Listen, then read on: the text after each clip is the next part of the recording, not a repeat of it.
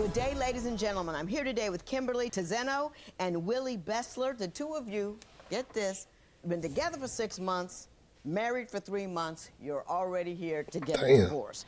So, and Ms. Tizeno wants transitional support. So I'm going to start with you, Ms. Tizeno. How you going to ask for transitional support and the transition ain't even occurred yet? And you ain't got no job. Knock it off. Cut it out. Look at this. Look at this, bro. You 33, unemployed, and want to move on. You only been there for 6 months, but man. You tell me how this happened.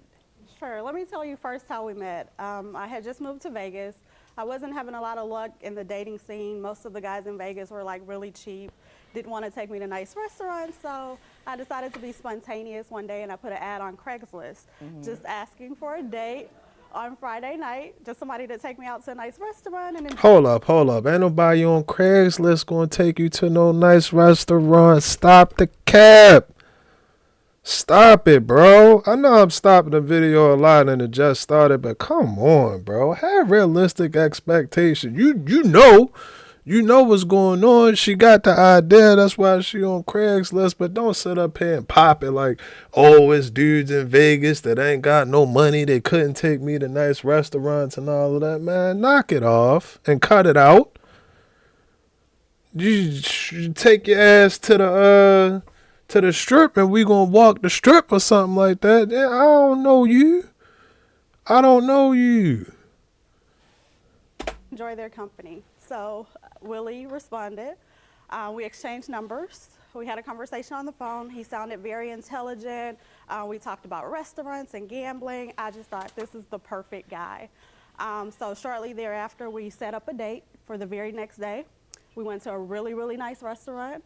After the restaurant, he took me gambling. He gave me money to gamble, which was like unheard of for a guy from Vegas.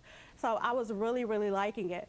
After that, we went out continuously every day to casinos. We would do staycations in nice hotel rooms. It was like a fantasy. One day, he told me that I would be his wife, and I just kind of laughed it off like. How long had you been together? We had only been dating for like 2 weeks at that point. And I was like, yeah, he's joking. But we continued seeing each other every single day, going out, just having lots and lots of fun. And then he brought it up again, and I told him that typically I don't date men with kids. He has 3 adult children. He told me, oh, no problem, my children are adults, they don't really bother me, they live out of town, so you'll never have to have any interaction. I'm very selfish. I want my husband all for myself. That's why I married him. It's nice to be self-aware. It really is. If you're selfish, you need to know. Yeah, and I know that, and I told him, and he was like, he was okay with it. So after we went on dates, I really became really comfortable with him, and I saw myself wanting to be with him forever if that type of treatment would last. So Mr. Belser, let me ask you this.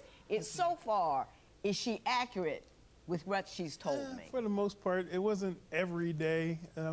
We were together every other day because she had to rest every other day.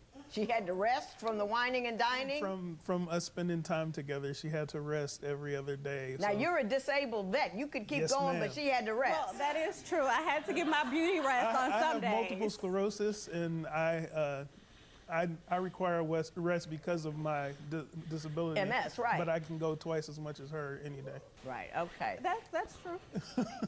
What did you see in her in 2 weeks that made you tell her, you're going to be my wife? Judge told her she was so awesome in the beginning. She's a beautiful lady. We spent 4 hours just talking in the restaurant. And I mean, it was some little silly things that happened, like I didn't get a chance to change my pants before we came out, and I had on some sweatpants. So I changed my pants in the car while she was standing outside. I was like, if I would have known that things were going to go this way, I would strip at every first date. But okay.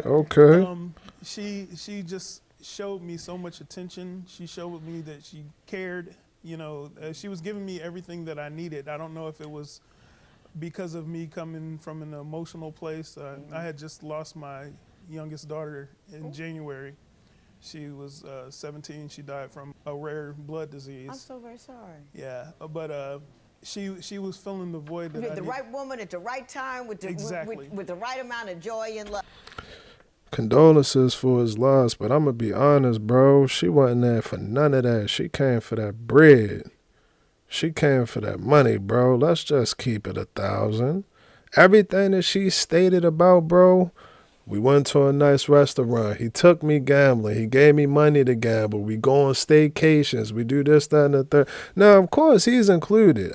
We got to be fair about it. Of course, he included because he participating in the activities, but he the one that's paying for him. Technically, if he really wanted to do all of that by himself, he really could. Or if he wanted to do that with you on Monday and then go to Colorado with somebody else on Tuesday, he can do that too. Because that's his bread. That's his money. Everything that she said about that man pertained to his money. She didn't say, oh, well, he said we talked for 4 hours. We had a good time. She named every place that she went and every time that he supplied her financially, bro. Pay attention. Love. You say that the moment he said I do, everything changed. What happened? Everything changed. For me, the pivotal moment was, I'm now your wife. I need control. So I asked for his phone. I started going through his phone. I started seeing text messages from his daughter. She has kids.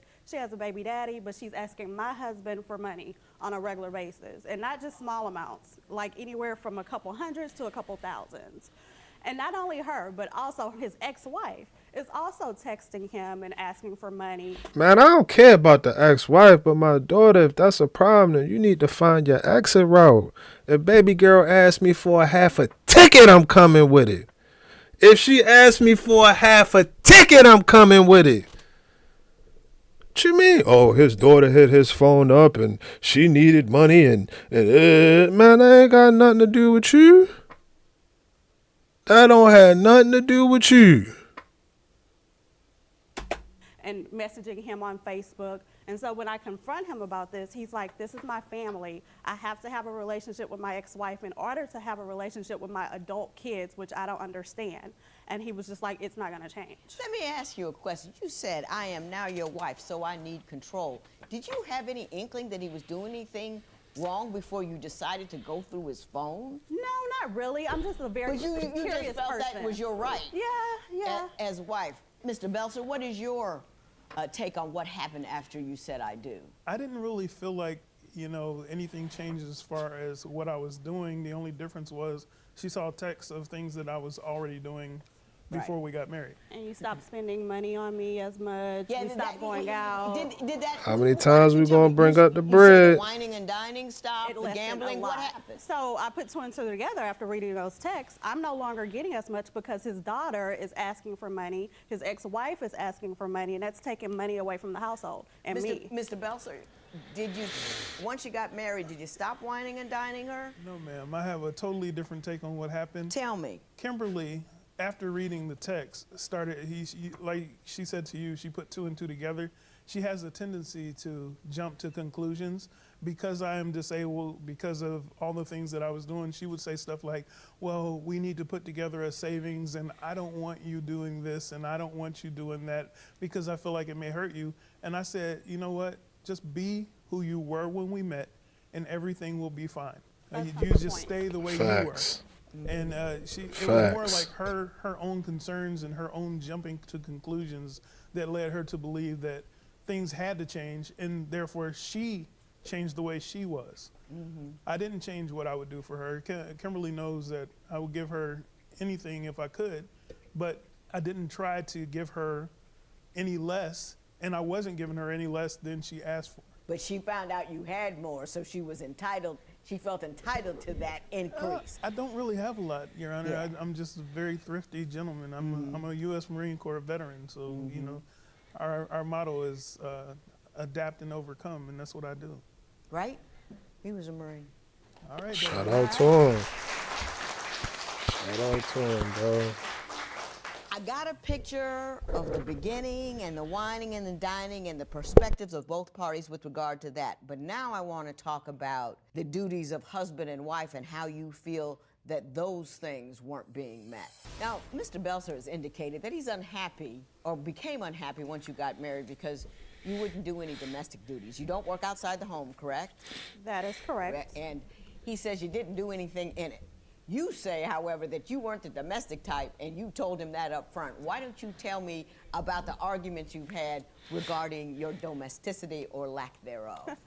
I told him from the beginning, first of all, there's a huge age difference. I am 33, he is 46.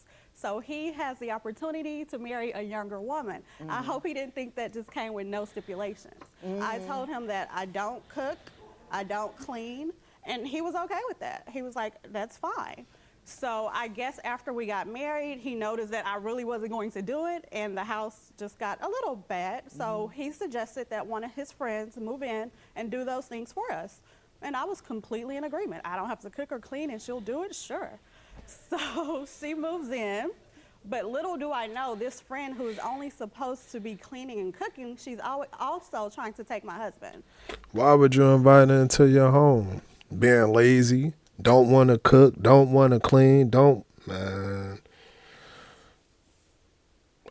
Hey, whatever happened, bro. You opened this door. This is what you invited. You welcomed it, bro. I just don't understand what people, like, what do you think? What do you honestly think? I get it that, you was up front and hey, and I respect that. I respect that. You was up front. Hey, I don't do this, I don't do that, whatever, fine, cool. But when you open the door to your home and you sharing your home with another female and your spouse, bro, what do you expect? What do you expect? And this is a friend from before. It don't even matter. It don't even matter, bro. If they walking past each other one day in the kitchen and that twinkle, your eyes start to twinkle, then her eyes start to twinkle a little bit, bro. That's the only thing that matter. Then they gonna go ahead and do their Dougie. Just think, bro. Stop being lazy. Stop being lazy.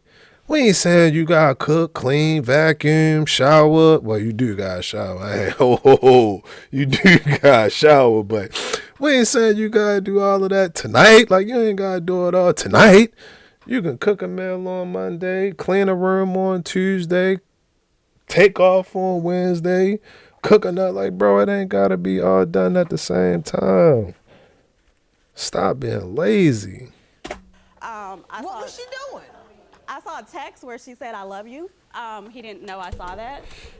Also, one day they were in the kitchen and they didn't know I was there. She slapped him on the butt. Man, I ain't lying.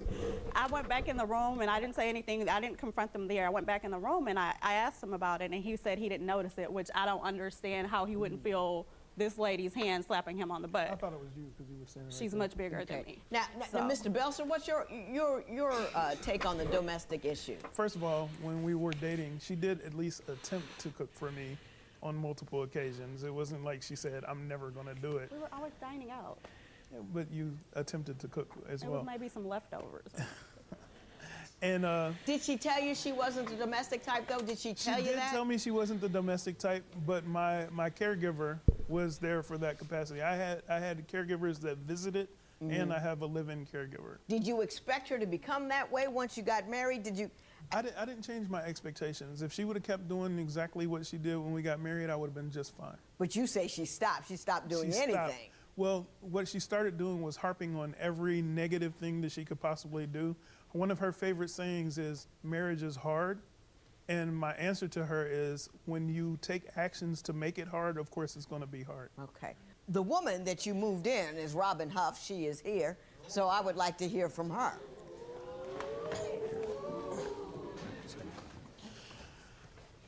Ms. Huff, how are you? Good. Good. Now, I understand that you were Mr. Belser's caregiver before he got married. Is that correct? Long before, Long before he got married. Yes. Okay. Ms. Huff, what did you see of Ms. Tizino? What did you think of her? She puts an entirely new meaning on the word lazy. Don't get out of bed before noon. No. She wouldn't lift a finger to do anything. That's what you're here for. She never. You're the maid. I am not the maid. I'm the caregiver, his caregiver, not your personal servant. She knew he was disabled and sick before she married him. She refuses to do anything for him. That's what you're there for. Before I got there, she would allow him to go by himself. He has blackouts and seizures. It's not safe for him to be alone, but she didn't care. She let him go by himself because she wanted to sleep. That was more important to her than his safety. Clearly, there is no love lost here. But I want to make sure It's there isn't crazy. anything inappropriate going on over here. So I want to talk about your true feelings for Mr. Belser and if things aren't a little more complicated than they appear. Do you have a response to Ms. Huff's comments that she made about your lack of, it's not just the cooking and cleaning. She says you didn't even look after his needs, his physical and health needs. What do you have to say to that? Well, with Willie, I always ask him before he goes or does anything if he's okay, if he needs my help. If he does not ask for it, then I assume that he does not need it. So I'm not like her. I don't have to try to earn his love. I'm not trying to get with him. I already have him. She's trying to get with him, so she does any and everything he says. I can recall one time I didn't want to drive to a casino just because it was so late at night, and it was like 2 o'clock in the morning. He calls her 5 minutes later, she's in the driveway waiting. Like, she hops out of bed. She just jumps at his every command, and I'm not going to do that. Ms. Huff, let me ask you, and I want you to be honest. Do you have a thing for Mr. Belser? Would you like to replace her? No. You never had a crush on him? No, he is like a little brother to me. So why'd you text him, I love you? Because I love him like a brother. Like a brother. Yeah. Oh, really. Mr. Belser, What's I the understand problem? things got very contentious between these two and remain so. Is that accurate? Yes, ma'am. No, Why not ask Ms. Huff to leave because she is your wife? That's funny. There was actually a large altercation between the two of them. They were using me as the middle guy Right. when something bothered each one of them. And I basically told them in a car one day, you know, if you need to talk to her about something, you need to talk to her. If you need to talk to her, speaking to both of them. Speak to each other, don't right. put me in the middle. But they continued to put me in the middle for certain things.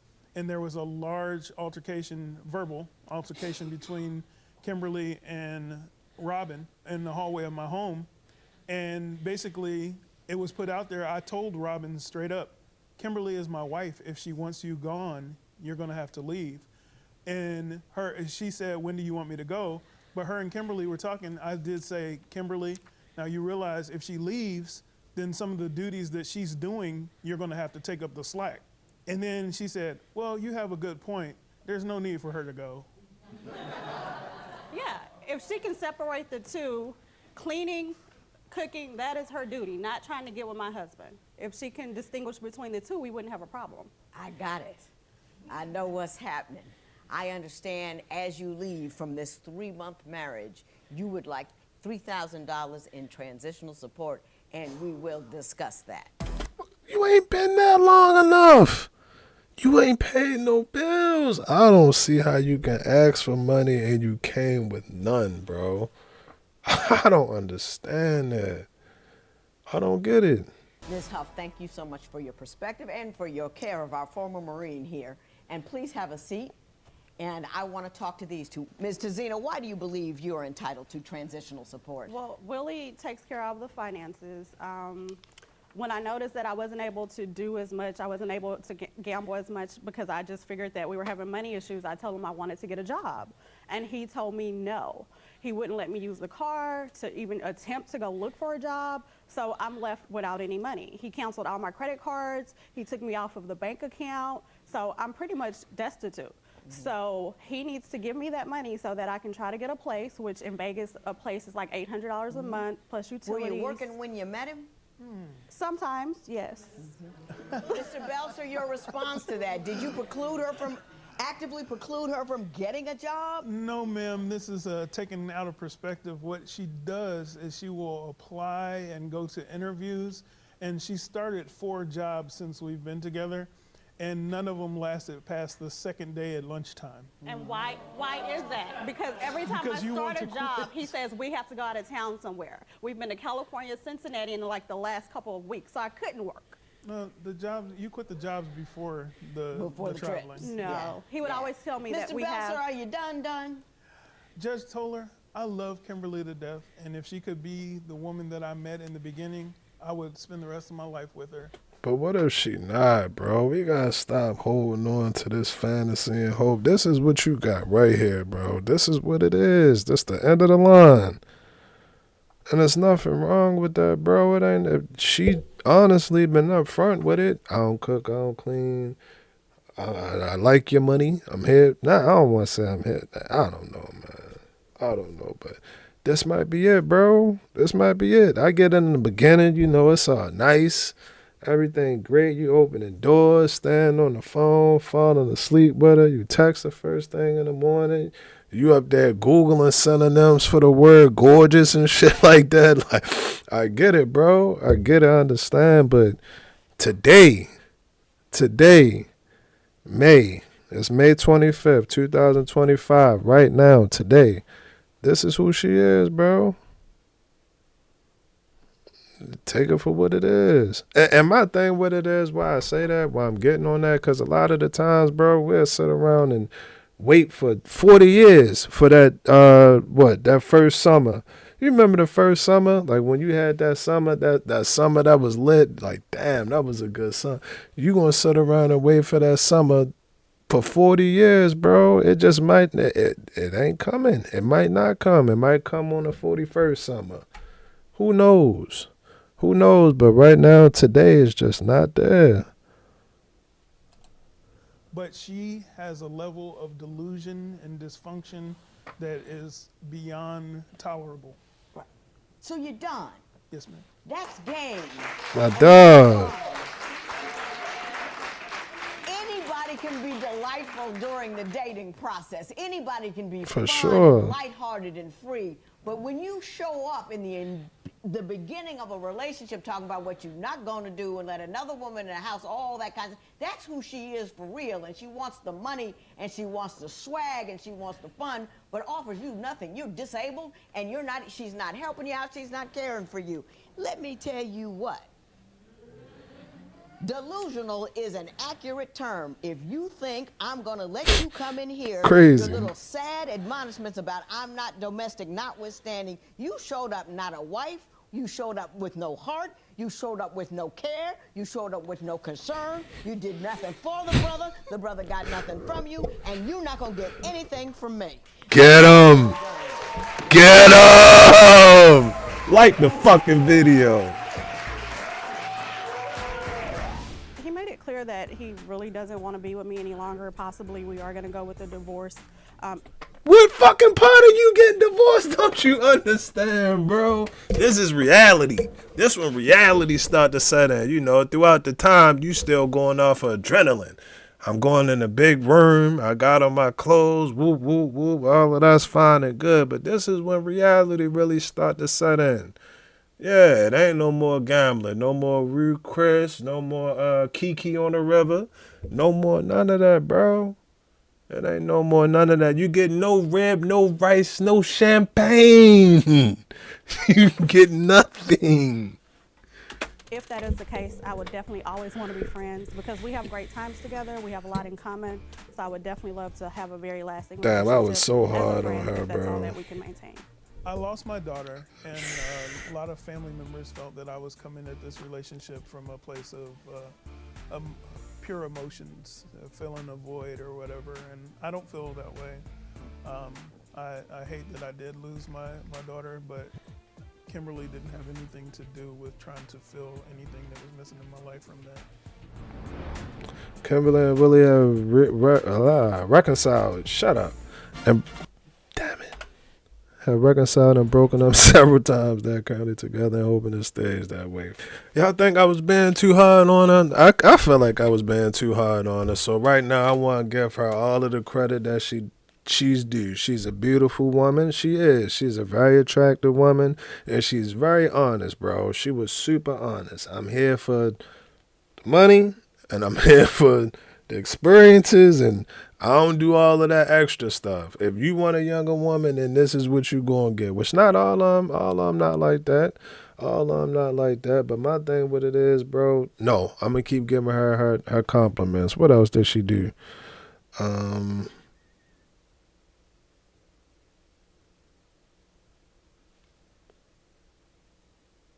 What else did she do? I think that's it. So, yeah, bro, the whole situation, you can tell, you can smell it from the beginning. I didn't know that bro was disabled because I didn't see that he was sitting down. But after you look at it, and it's not to say that every situation is like that, because I believe it is a situation out here where a younger lady likes an older dude and he might be disabled, but she like him for who he really is, and they together and whatever. I believe in that. I'm not going to say that every woman out here that's younger, that's dating an older guy, is dating him for that money. Nah, I'm not going to say that. I don't believe that. But in this situation, bro, it's just clear cut and obvious, and you have to pay attention. Pay attention. Pay attention. Like I said in the video, first thing she said, which is crazy because she went from meeting people to finding the dude on Craigslist that wanted to spend the money. That's wild. That's wild. But she said she went out Vegas, and she out Vegas, and ain't nobody trying to spend the bread. Then, like I said, she went on Craigslist or whatever and found bro, and he was breaking bank. But it's like, I'm not going to pay you for company. I'm not going to pay you to be with me. I'm not going to pay you for company, bro. I'm just not going to do it. I'm just not going to do it. And I get that he might have been coming from an emotional place, and rest his daughter's soul, man. The way life should go, you're never supposed to bury your child. You're never supposed to bury your child. It's always supposed to go the other way around. So yeah, I don't know. That killed my vibe, to be honest with you. That kind of just killed my mood. But